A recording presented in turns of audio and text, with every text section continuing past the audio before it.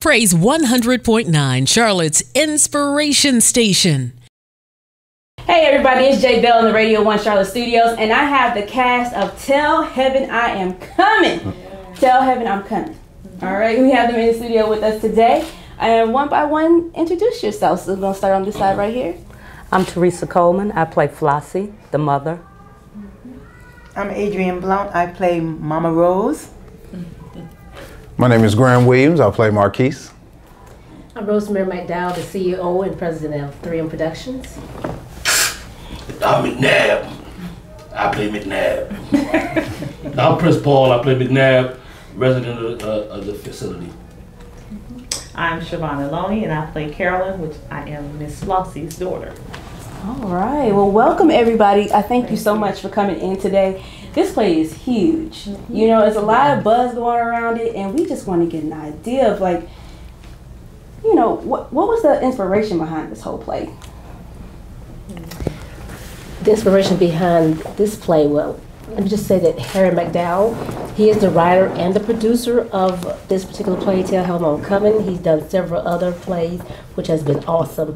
But the inspiration behind this particular play, we deal with real life issues. This particular play, the mother is put into a nursing home by the two daughters.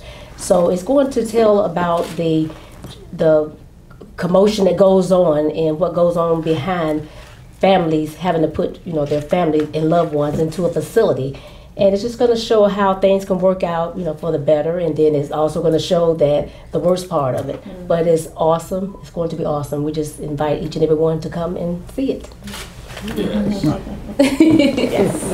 Yes. We have our stars of the play here, Miss Flossie, and then your character's name is Marquise. Marquise. Miss Flossie. I'm gonna call you Miss Flossie. I like this you're in character. Okay then. Okay then.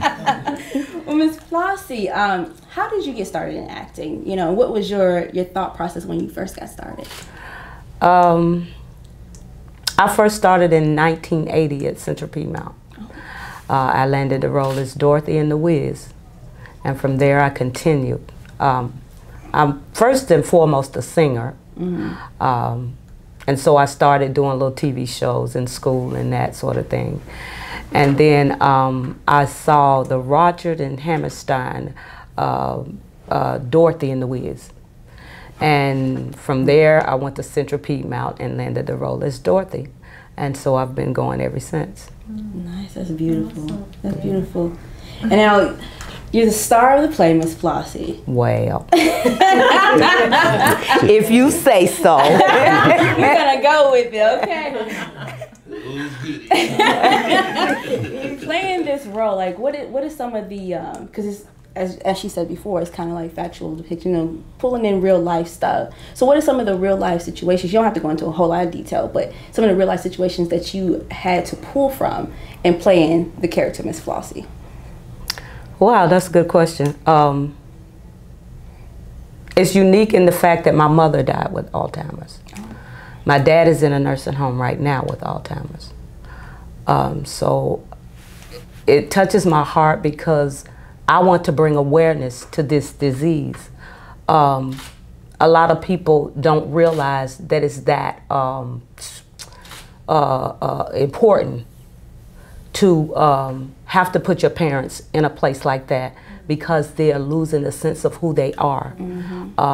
So that what is so important to me, to tell the story of what goes on behind closed doors and let people see that you should gravitate and that you should be a comfort to your parents. And it's hard, I know, on the flip side of the children to see their parents in a situation like this.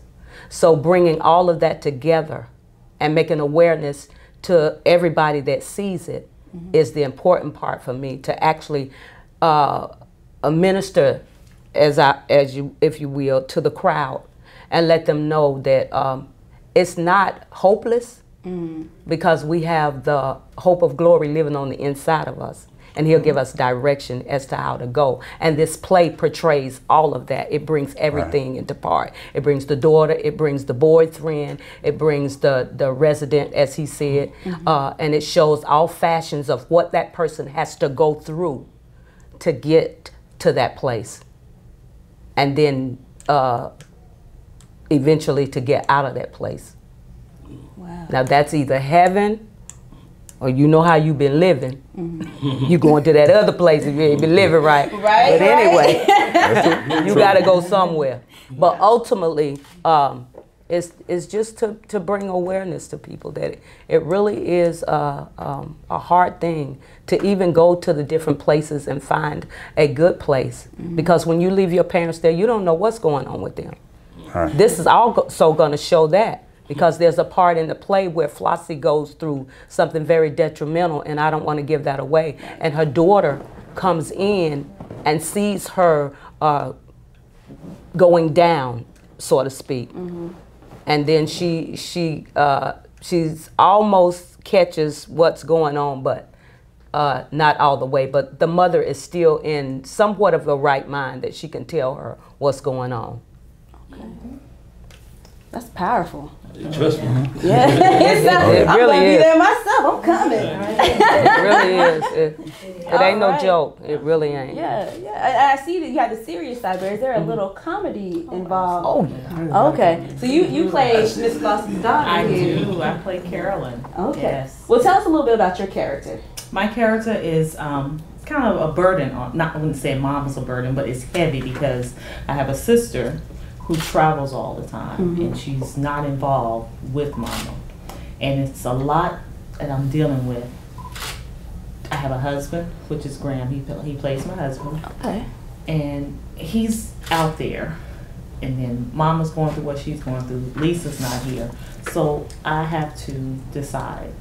I can't do this by myself, so I'm having to make a decision and put her in a facility, nursing home facility, and it's tough. It really is really heavy. And what I did myself personally, I've gone to different nursing homes. I'm from Rock Hill, and I just go in and I look at the people there, the people who are there, and some of the children have put them in there and don't even come and see them anymore at all. Just really basically give them to those people. And you see them sitting in the hallway with their heads down, and they're wondering, where's my family? And so that is what I deal with mama. I periodically go see her, but then again I have other issues going on at home. So it's really heavy. It's really heavy, but there's some comedy to it. It really is, and it's really not all serious and fun and sadness, but it has its moments. So it's a ministry. It's going to minister to someone in the audience. We have been ministering. The last play we did, I still hear people coming up to me saying, "Wow, There's always a message. My sister needed to see this. My brother needed to see this. It's a message in this." Now let's go back to the part where you said you're going through some other stuff. Oh yeah. And you said the husband is out there. That joker. So, husband, what are you doing to be out there, Marquise? I would like to say that was a terrible segue, honey. It's not the best way to bring me in. Already. Without giving too much away, what are you doing over here to the daughter? Well, I mean, in all honesty, my name is I play Marquise, and I just deal with the other side, with the home side. Because of course she's dealing with her mother, but not to quote nobody, but it does say forsake all others and cleave. But no, I'm serious. Cleave. Yes. But Marquise does play I wouldn't say a difficult role, but he does actually present that side of your responsibility can't be always tied into one part of your family.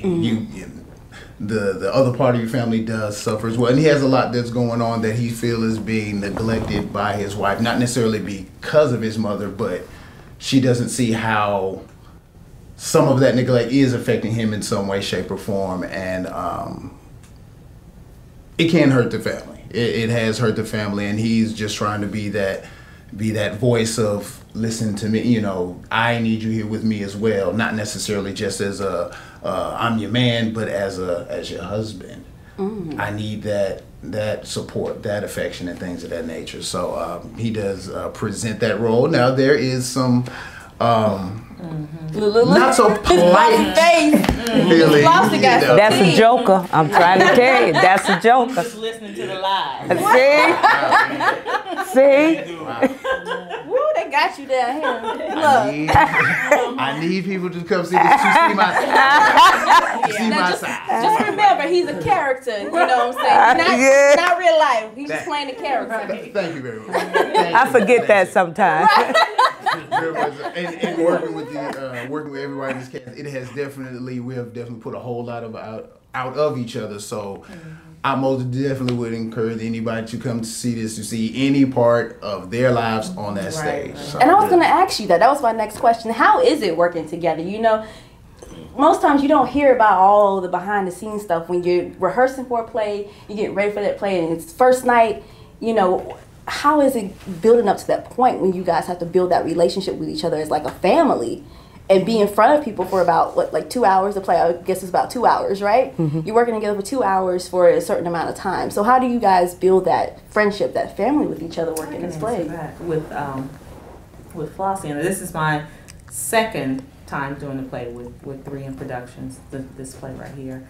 And when I came in with everyone, that was my first time seeing everyone. So I got to know quite a few of them, which I know them all now. But she and I actually went and got our nails done together.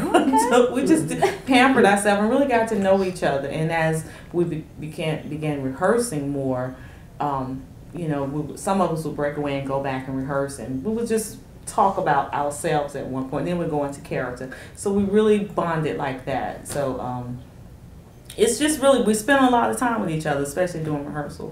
So this is our family for I mean, hours. even with that, family, somebody might get sick, somebody might be going through stuff. We pray for each other. We open up with prayer. We close with prayer.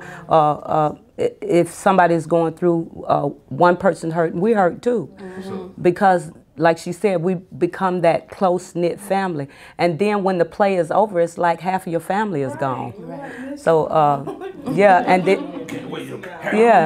and so we Facebook each other. Let's go out to eat. Let's do this. So, afterwards. So we still try and do something afterwards.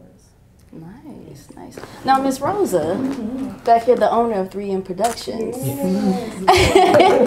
know, Black Girl Magic, Black Girl Rock, right? Exactly. When you're getting ready to produce these plays, like, what makes you pick or choose? Like, you know, what's your process in choosing? Because this play sounds very good. You know, we're hoping to have a packed house, right? Oh yeah. We're going to. Yes. Yes. So, what's your thought process when you're picking your plays? Picking the plays or producing them? I should say producing them.